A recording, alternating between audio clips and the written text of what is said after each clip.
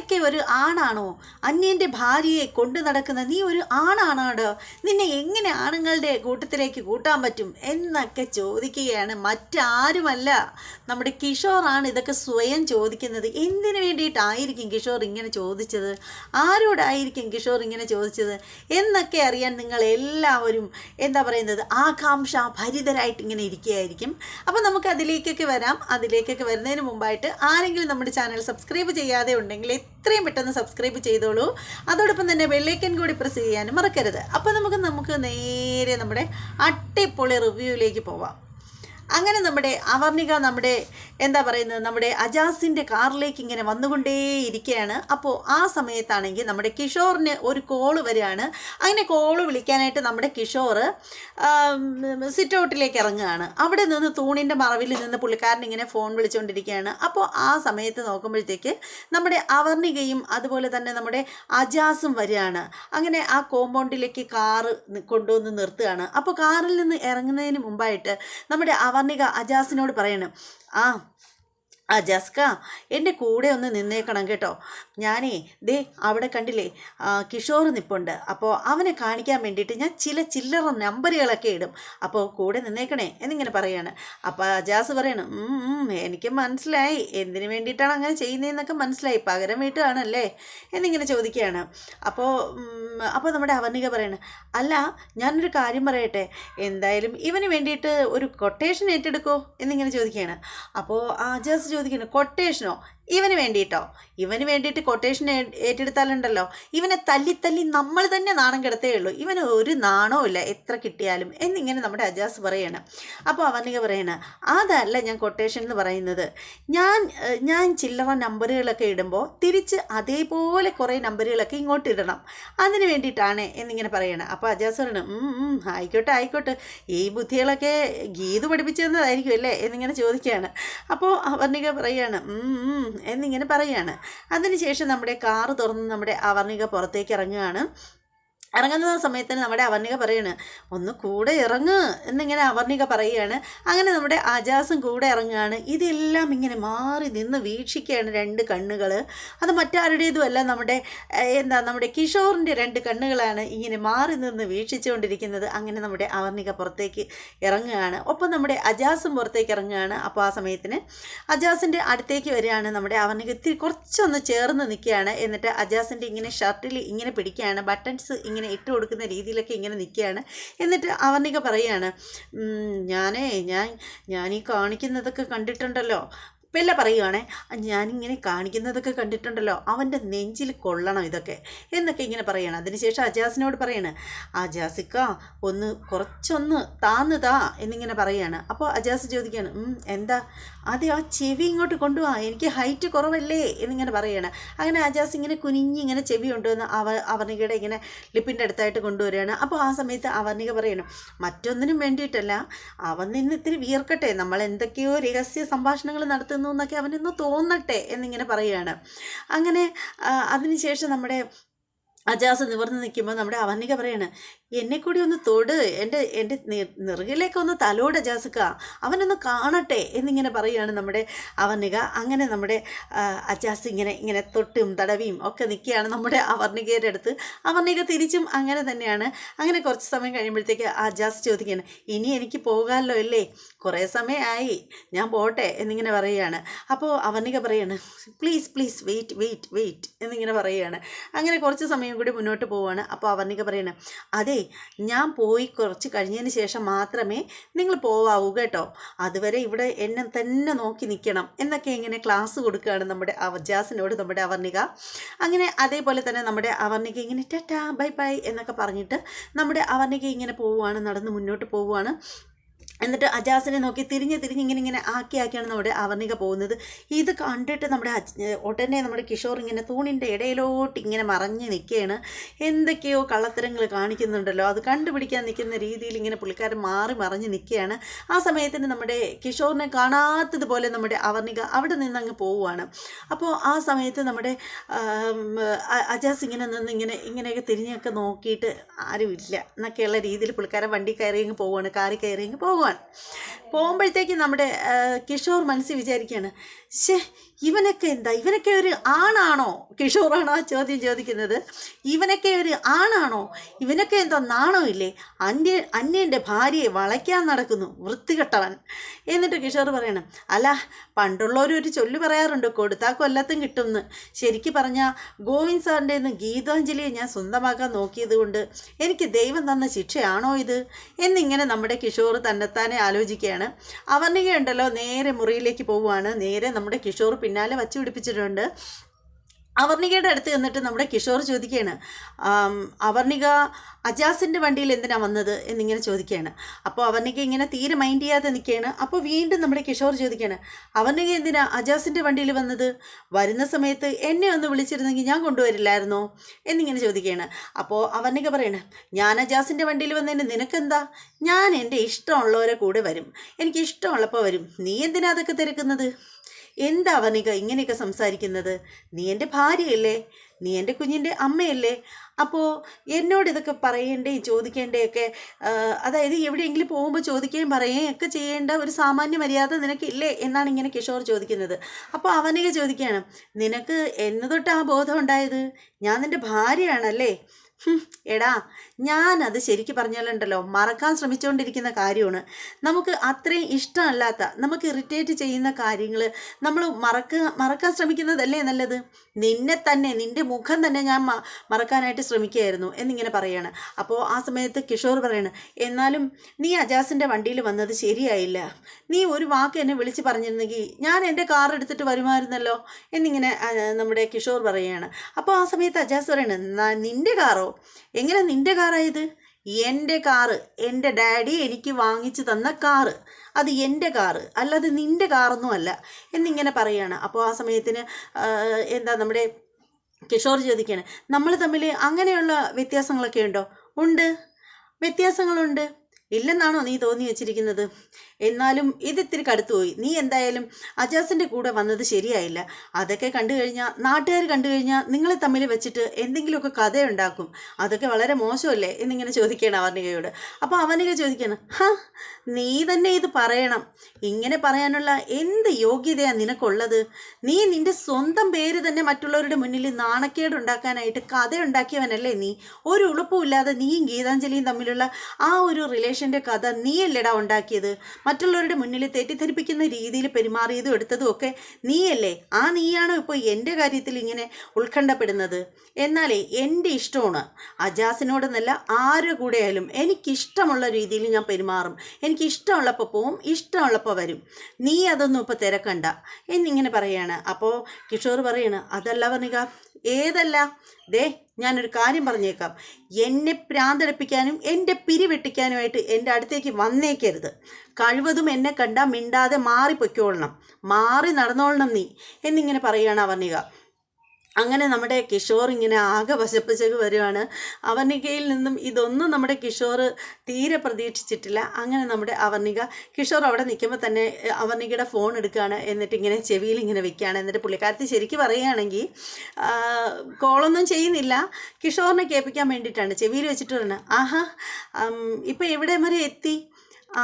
പതുക്കെ പോകണം കേട്ടോ എന്നൊക്കെ പറഞ്ഞിട്ട് അജാസിൻ്റെ കൂടെ ഫോണിൽ സംസാരിക്കുകയാണ്, ചിരിക്കുകയാണ് നമ്മുടെ കിഷോർ കേൾക്കാൻ വേണ്ടിയിട്ട്. അപ്പോൾ തന്നെ നമ്മുടെ കിഷോറിന് ഒട്ടും ഇഷ്ടപ്പെടുന്നില്ല. കിഷോർ അങ്ങ് പുറത്തേക്ക് അങ്ങ് ഇറങ്ങിപ്പോവുകയാണ്.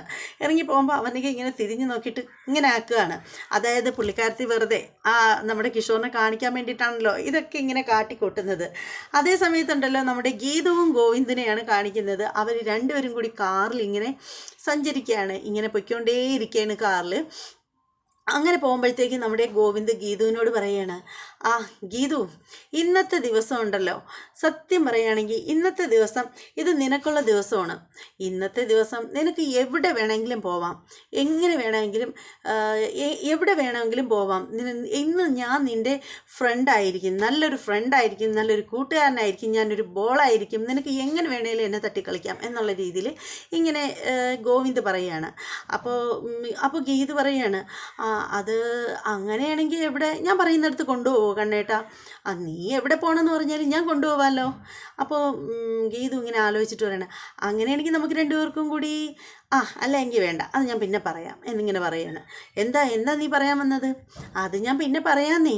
ഓ എങ്കിൽ ശരി, പിന്നെ അപ്പോൾ നമ്മുടെ ഗീതു പറയണ, അല്ല കണ്ണേട്ടാ, നമ്മുടെ അജാസിക്കയുടെ കാര്യം കുറച്ച് കഷ്ടമാണ് അല്ലേ എന്നിങ്ങനെ പറയണ. അപ്പോൾ ഗോവിന്ദ് ചോദിക്കണം, അജാസിന് എന്ത് പറ്റി? അജാസിക്കയ്ക്ക് പ്രത്യേകിച്ചൊന്നും പറ്റിയില്ല, എന്നാലും അജാസിക്കയുടെ ഉമ്മയുടെയും ബാപ്പയുടെയൊക്കെ കാര്യം പറയുമ്പോൾ അജാസിക്കയ്ക്ക് നല്ല വിഷമമാണ്. ഉമ്മയില്ലാത്തതിൻ്റെ വിഷമം അജാസിക്കയ്ക്കുണ്ട് എന്നിങ്ങനെ പറയണം. കണ്ണേട്ടിന് എന്താ തോന്നുന്നത്? ശരിക്കും കണ്ണേട്ടിൻ്റെ പാരൻസിനെ കുറിച്ച് ഓർക്കുമ്പോൾ കണ്ണേട്ടിന് എന്താ തോന്നുന്നത് എന്നിങ്ങനെ ഗീത് ചോദിക്കണം. അപ്പോൾ ഗോവിന്ദ് പറയാണ്, അത് എല്ലാവർക്കും സ്വന്തം പാരൻസിനെ കുറിച്ച് ഓർക്കുമ്പോൾ ആർക്കായാലും അങ്ങനെ ഒരു ഫീലിങ്സ് ഉണ്ടാവും. എനിക്കും സത്യം പറയുകയാണെങ്കിൽ എൻ്റെ അച്ഛനെക്കുറിച്ച് ഓർക്കുമ്പോൾ അറിയാതെ ഞാൻ എൻ്റെ കണ്ണുകൾ തുടയ്ക്കാറുണ്ട്, എൻ്റെ കണ്ണുകൾ അറിയാതെ നിറഞ്ഞു തുളുമ്പാറുണ്ട് എന്നിങ്ങനെ പറയുകയാണ്. അപ്പോൾ ഉടനെ തന്നെ നമ്മുടെ ഗീതു എടുത്തിടുകയാണ്. അപ്പോൾ കണ്ണേൻ്റെ അമ്മയെക്കുറിച്ച് പറയുമ്പോഴോ? അമ്മയെക്കുറിച്ച് ആലോചിക്കാറില്ലേ എന്നിങ്ങനെ പറയുമ്പോഴത്തേക്ക് ഗോവിന്ദിൻ്റെ മുഖമൊക്കെ തൊടുത്തു വരികയാണ്. അപ്പോൾ ഗീതു പറയണ, അല്ല രാധികാമ്മയുടെ സ്നേഹം ആവോളം അനുഭവിച്ച് ജീവിച്ചതുകൊണ്ട് പെറ്റമ്മയുടെ കാര്യത്തിൽ എത്ര വിഷമമൊന്നും തോന്നില്ലായിരിക്കും അല്ലേ എന്നിങ്ങനെ പറയാണ്. അപ്പോൾ ഗോവിന്ദ് പെട്ടെന്ന് ദേഷ്യം വരികയാണ്. ഗോവിന്ദ് പറയണ, നിർത്ത് ഗീതു, ഇനി ഈ സബ്ജക്റ്റ് ഇവിടെ നിർത്തിക്കൊള്ളണം, ഇനി ഈ ഒരു വാക്ക് ഇവിടെ സംസാരിക്കരുത് എന്നിങ്ങനെ പറയണം. അപ്പോൾ ഗീതു പറയണം, ഇല്ല ഞാൻ പറയുന്നില്ല, ഞാൻ നിർത്തി പോരെ എന്നിങ്ങനെ പറയണം. അപ്പോൾ ഗോവിന്ദ് പറയണ, ഇന്നത്തെ ദിവസം നിനക്കുള്ളതാണ്, എവിടെ വേണമെങ്കിലും എവിടെ വേണമെങ്കിലും പോവാം, നീ പറയുന്ന സ്ഥലത്ത് എവിടെ വേണമെങ്കിലും പോവാം. ഇപ്പോൾ വീട്ടിൽ പിന്നെ വെപ്രാളപ്പെട്ട് പോയിട്ടൊന്നും വലിയ കാര്യമൊന്നുമില്ല, അതുകൊണ്ട് ഇന്ന് നമുക്കൊരു ഔട്ടിങ്ങിനായിട്ടൊക്കെ കറങ്ങിത്തിരിഞ്ഞ് നടക്കാം എന്നൊക്കെയുള്ള രീതിയിൽ പറയണം. അപ്പോൾ ഗീതു പറയണ, ഗീതു ഇച്ഛിച്ചതും കണ്ണേട്ടൻ കൽപ്പിച്ചതും മിൽക്ക് എന്നിങ്ങനെ ഗീതു പറയണം. അപ്പോൾ ഗോവിന്ദ് പറയണ്, അതെ ഇന്നത്തെ ദിവസം നിൻ്റേതാണ്, നീ പറയുന്നിടത്ത് ഞാൻ കൊണ്ടുപോകും, അങ്ങനെയാണെങ്കിൽ കണ്ണേട്ടൻ പ്രോമിസ് ചെയ്യണം എന്നിങ്ങനെ പറയണം. ഗോഡ് പ്രോമിസ് എന്ന് പറഞ്ഞിട്ട് നമ്മുടെ ഗോവിന്ദ് പ്രോമിസ് ചെയ്യാണ്. അപ്പോൾ നമ്മുടെ ഗീതു പറയണം, ഞാൻ പോകണമെന്ന് പറയുന്ന സ്ഥലത്ത് കണ്ണേട്ടൻ കൊണ്ട് പോകൂ, നീ സ്ഥലം പറ. അത് എനിക്ക് ചെമ്പകശ്ശേരിയിലാണ് പോവേണ്ടത്. ചെമ്പകശ്ശേരിയോ? മിണ്ടിപ്പോവരുത് ചെമ്പകശ്ശേരിയുടെ കാര്യം. പിന്നെ കണ്ണേട്ടനല്ലേ പറഞ്ഞത് എനിക്ക് ഇഷ്ടമുള്ളിടത്ത് കൊണ്ടുപോകാമെന്ന്. അത് ചെമ്പകശ്ശേരി ആവണമെന്ന് വല്ല നിർബന്ധമുണ്ടോ? വേറെ എവിടെയെല്ലാം ഈ നാട്ടിൽ ഏതെല്ലാം സുന്ദരമായ എത്ര സ്ഥലങ്ങളുണ്ട്, നിനക്ക് ചെമ്പകശ്ശേരി മാത്രമേ പറയാൻ പറ്റുള്ളൂ എന്നിങ്ങനെ ചോദിക്കുകയാണ്. അപ്പോൾ ഗീതു പറയാണ്, എന്നോട് കണ്ണേട്ടനല്ലേ പറഞ്ഞത് ഇഷ്ടമുള്ള സ്ഥലം പറയാൻ, എനിക്ക് അവിടെ പോകാനാണ് ഇഷ്ടം എന്നിങ്ങനെ പറയാണ്. അപ്പോൾ ഗോവിന്ദ് പറയണം, അത് നടക്കില്ല, ഞാൻ അങ്ങോട്ട് വരില്ല എന്നിങ്ങനെ പറയാണ്. അപ്പോൾ ഗീതു ഇങ്ങനെ ഇരുന്ന് മുഖമൊക്കെ കുത്തി വീർപ്പിച്ചിരുന്നിട്ട് ഗീതു പറയാണ്, ഇങ്ങനെ കേട്ടോ മനുഷ്യർക്കൊരു സ്വഭാവം. ആണുങ്ങളായാലുണ്ടല്ലോ വാക്ക് പറഞ്ഞാൽ വാക്കായിരിക്കണം, സംസാരം വേറെ പ്രവൃത്തി വേറെ, ഇതൊരു നല്ല സ്വഭാവമൊന്നും അല്ല കേട്ടോ എന്നിങ്ങനെ ഗീതു ഇരുന്നുകൊണ്ട് പറയാണ്. അപ്പോൾ ഗോവിന്ദ് പറയുകയാണ്, എന്തൊക്കെ പറഞ്ഞാലും അത് നടക്കില്ല ഗീതു എന്നിങ്ങനെ പറയണം. അപ്പോൾ ഗീതു പറയണം, എനിക്ക് ചെമ്പകശ്ശേരിയിൽ പൊയ്ക്കോളാൻ വയ്യാഞ്ഞിട്ടൊന്നും അല്ല ഞാൻ പറയുന്നത്, അടുത്ത കള്ളത്തരമാണേ, ചെമ്പകശ്ശേരിയിൽ എനിക്ക് പൊയ്ക്കോളാൻ വയ്യാഞ്ഞിട്ടൊന്നും അല്ല ഞാൻ പറയുന്നത്. പിന്നെ എന്നോട് രഞ്ജു വിളിച്ചിട്ട് പറഞ്ഞു രഞ്ജുവിൻ്റെ മെഡിസിനൊക്കെ തീർന്നു, രഞ്ജുവിന് സുഖമില്ല, തലവേദനയുണ്ട് എന്നിങ്ങനെ പറഞ്ഞു. അതുകൊണ്ടാണ് ഞാൻ രഞ്ജുവിനെ കാണാനായിട്ട് ചെമ്പകശ്ശേരി പോവാമെന്ന് വിചാരിച്ചത്. രഞ്ജു ചെമ്പകശ്ശേരിയിലല്ലേ ഉള്ളൂ എന്നിങ്ങനെ പറയണം. അപ്പോൾ അത് കേൾക്കുമ്പോൾ പെട്ടെന്ന് അസ്വസ്ഥനാവുകയാണ് ഗോവിന്ദ് പറയണേ, രഞ്ജുവിന് എന്ത് പറ്റി എന്നിങ്ങനെ ചോദിക്കുകയാണ്. അപ്പോൾ ഗീത് പറയണേ, രഞ്ജുവിനങ്ങനെ പ്രത്യേകിച്ച് കുഴപ്പമൊന്നുമില്ല, പക്ഷേ രഞ്ജുവിൻ്റെ ഗുളിക തീർന്നെന്നും പറഞ്ഞ് രഞ്ജു എന്നെ വിളിച്ച് പറഞ്ഞു, അങ്ങനെ ഞാൻ ഗുളിക മേടിച്ച് വെച്ചിട്ടുണ്ട് എന്നിങ്ങനെ പറയണം. എപ്പോഴാണ് നിന്നോട് രഞ്ജു വിളിച്ച് പറഞ്ഞത്? സമയമൊന്നും ഞാൻ എഴുതിയൊന്നും വെച്ചിട്ടില്ല, രഞ്ജു എന്നെ രാത്രി വിളിച്ചിട്ട് പറഞ്ഞു മെഡിസിൻ തീർന്നു വാങ്ങിച്ചുകൊണ്ട് വരണമെന്ന്, അതുകൊണ്ടാണ് ഞാൻ അങ്ങോട്ട് പോകാൻ പറഞ്ഞത്. കണ്ണേൻ്റെ സംശയം ഉണ്ടല്ലോ, ഞാൻ ഇപ്പം തന്നെ കാണിച്ചു തരാമെന്ന് പറഞ്ഞിട്ട് ബാഗ് തുറന്നിട്ട് ഒരു സ്ലിപ്പ് എടുത്ത് ഇങ്ങനെ കാണിച്ചു കൊടുക്കുകയാണ്. എന്നിട്ട് പറഞ്ഞു, കണ്ടില്ലേ ഇത് രഞ്ജുവിന് വേണ്ടിയിട്ട് മേടിച്ച് വെച്ചിരിക്കുന്ന ഗുളികകളാണ് എന്നിങ്ങനെ പറയുകയാണ്. ആ ഗുളികകൾ കുറച്ചെടുത്ത് കാണിച്ചിട്ട് പുള്ളിക്കാരത്തി അത് തിരിച്ച് ബാഗിൽ വെക്കുകയാണ്. എന്നിട്ടാണ് ഗീതു മനസ്സിൽ വിചാരിക്കുകയാണ്, തലവേദനയുടെ ഗുളികകളുണ്ടായിരുന്നത് കൊണ്ട് രക്ഷപ്പെട്ട്, മന്ദബുദ്ധിയായ കണ്ണേട്ടനെ പറ്റിക്കാൻ എളുപ്പമാണല്ലോ എന്നിങ്ങനെ മനസ്സിൽ വിചാരിക്കണം. അപ്പോൾ ഗോവിന്ദ് ഇങ്ങനെ മനസ്സിൽ വിചാരിക്കണം, എടി ദുഷ്ടേ, നീ എന്താണ് എന്നെപ്പറ്റി വിചാരിച്ചത്? നീ പറയുന്ന കള്ളത്തരങ്ങൾ വിശ്വസിക്കാനേ എൻ്റെ പട്ടി വിശ്വസിക്കും, എനിക്കറിയാടി ഇതൊക്കെ നിൻ്റെ ഊടായ്പാണെന്ന്. അങ്ങനെ പുള്ളിക്കാരൻ മനസ്സിൽ വിചാരിക്കുകയാണ്, പുറമേ ഒന്നും പറയുന്നില്ല. അങ്ങനെ അവരിങ്ങനെ ഡ്രൈവ് ചെയ്ത് ഇങ്ങനെ പോവുകയാണ്, നേരെ ചെമ്പകശ്ശേരിയുടെ വളപ്പിലേക്ക് എത്തിപ്പെട്ടിരിക്കുകയാണ്. അപ്പോൾ ചെമ്പകശ്ശേരിയിൽ എത്തുമ്പോഴത്തേക്ക് ഗോവിന്ദ് ഗീതുവിനോട് പറയാണ്, നീ പോയിട്ട് വാ, ഞാനിവിടെ ഇരിക്കാം എന്നിങ്ങനെ പറയുകയാണ്. അപ്പോൾ ഗീതു പറയണം, അപ്പോൾ കണ്ണേട്ടൻ കയറുന്നില്ലേ? ഞാനെന്തിനു കയറുന്നു? ഞാനെങ്ങോട്ടും വരുന്നില്ല, ഞാനിവിടെ ഇരിക്കും, നീ പോയിട്ട് വാ എന്നിങ്ങനെ പറയുകയാണ്. അങ്ങനെ നമ്മുടെ ഗീതു വണ്ടിയിൽ നിന്ന് ഇറങ്ങുകയാണ്. ഇറങ്ങിയിട്ട് നേരെ അങ്ങോട്ടേക്ക് മുന്നോട്ട് നടക്കുമ്പോഴത്തേക്ക് ഈ വണ്ടി വന്ന ശബ്ദം കേട്ടിട്ട് നമ്മുടെ വിജയലക്ഷ്മി അമ്മ ഇറങ്ങി വരികയാണ്. വിജയലക്ഷ്മി അമ്മ നോക്കുമ്പോൾ നമ്മുടെ ഗീതു ഇങ്ങനെ നടന്നു വരുന്ന കാണുകയാണ്. പെട്ടെന്ന് തന്നെ ഭയങ്കര സന്തോഷത്തോടു കൂടി നമ്മുടെ വിജയലക്ഷ്മി പറയുകയാണ്, മോളെ ഗീതു കയറി വാ എന്നിങ്ങനെ പറയാണ്. അങ്ങനെ നമ്മുടെ ഗീതു കയറി ചെല്ലുകയാണ്. ശരിക്കും ഗോവിന്ദ് വണ്ടിയിലുണ്ടെന്നുള്ള കാര്യം നമ്മുടെ വിജയലക്ഷ്മി അറിയുന്നില്ല. അപ്പോൾ അങ്ങനെ കയറി ചെല്ലുമ്പോഴത്തേക്ക് വിജയലക്ഷ്മി പറയാണ്, ആ നീ വന്നോടനെ എന്താ അവിടെ അങ്ങ് നിന്ന് കളഞ്ഞത് എന്നിങ്ങനെ ചോദിക്കുകയാണ്. ഞാൻ നിന്നതൊന്നും അല്ല, ഞാൻ അങ്ങോട്ട് വന്നുകൊണ്ടിരിക്കുകയായിരുന്നു എന്നിങ്ങനെ പറയുകയാണ്. അതേ കാറിലേ നിങ്ങളെ ബയോളജിക്കൽ സണ്ണ് ഇരിപ്പുണ്ട് എന്നിങ്ങനെ പറയാണ്. ഗോവിന്ദ് വന്നിട്ടുണ്ടോ? ആഹാ, എങ്കിൽ ഞാൻ പോയി അവനെ ഒന്ന് വിളിക്കട്ടെ. ഓ പിന്നെ നിങ്ങൾ പോയി അങ്ങ് വിളിച്ച അപ്പോഴേ കണ്ണേട്ടൻ ഇങ്ങോട്ട് കയറി വരും, ഒന്ന് വെറുതെ ഇരിക്കേ എന്നിങ്ങനെ പറയുകയാണ് ഗീതു. അതിനുശേഷം ഗീതു പറയണം, നിങ്ങൾ പോയി വിളിച്ചാൽ വരത്തൊന്നുമില്ല.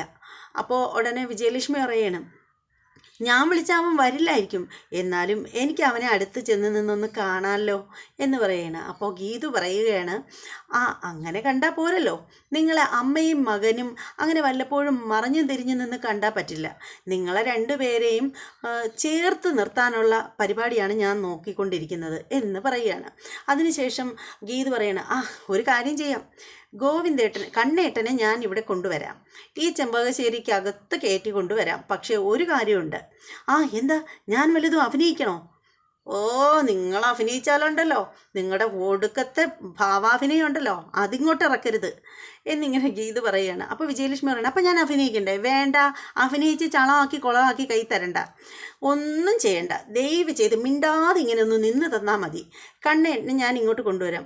പിന്നെ നീ ചെന്ന് ഇങ്ങോട്ട് വരാൻ പറഞ്ഞാലേ അവനിപ്പോൾ ഇങ്ങോട്ട് വരാൻ പോകുമല്ലേ, അല്ലെങ്കിൽ നിങ്ങൾ കണ്ടോ എന്നും പറഞ്ഞിട്ട് ഗീതു അങ്ങോട്ടേക്ക് ചെല്ലുകയാണ്, തിരിച്ച് കാറിലേക്ക് ചെല്ലുകയാണ്. എന്നിട്ട് ഗോവിന്ദിനോട് പറയാണ്, ഗോവിന്ദ് പറയാണ്, ഗുളിക കൊടുത്തോ രഞ്ജുവിന്, എനിക്ക് അവളെ ഒന്ന് കാണണം, നീ അവളോട് ഇങ്ങോട്ട് വരാൻ പറ എന്നിങ്ങനെ പറയുകയാണ്.